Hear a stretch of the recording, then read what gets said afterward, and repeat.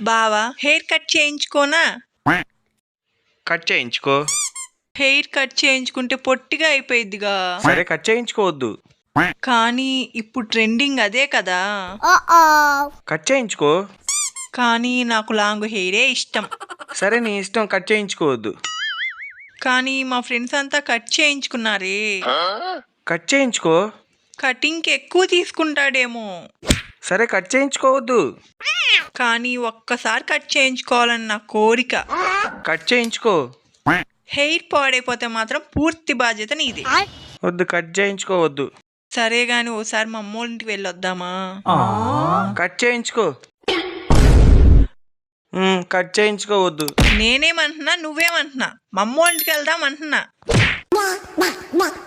Cut చేయించుకోవద్దు. Cut చేయించుకో. Cut చేయించుకోవద్దు. Cut చేయించుకో. Cut చేయించుకోవద్దు.